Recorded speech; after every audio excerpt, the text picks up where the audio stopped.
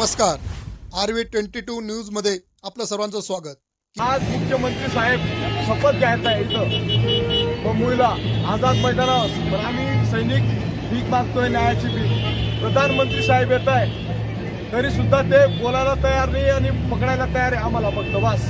कारण की आम्ही जेव्हा आझाद मैदानावर जाण्याचा प्रयत्न करतो ते 5-6 किलोमीटरपर्यंत जसं एक कोणी आतंकवादी कसे आहे तसे येणार आहे म्हणून आम्हाला डिटेन करताय आणि आमचे पोलीस बिचारे मजबुरीने बिचारा आम्हाला पकडताय वारंवार।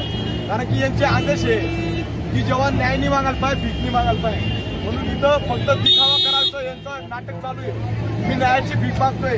हे बघा आमच्या देशामध्ये किती जवानांना घरी पाठवलं त्याचा आकडा सांगा सर।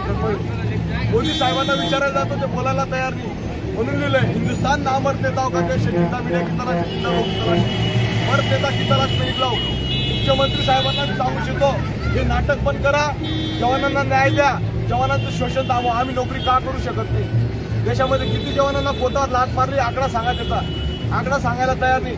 मी जेव्हा यांना विचारायला जातो की आम्हाला पोलीस पकडताय, आम्ही जाऊ शकत नाही। अरे तुम्ही लोकशाही, तुम्ही नेता आहेत, तुम्ही सांगता या आमच्या तुमची समस्या घेऊन आणि तुम्हीच लोकांना गुलाम बनवताय, तुम्हीच लोकांना भेटू देत नाहीये। अरे घाबरतायत तुम्ही, आमच्या लोकांना गुलाम बनवलेलं तुम्ही आझाद भारतामध्ये, म्हणून न्यायाची भीक मागतोय मी।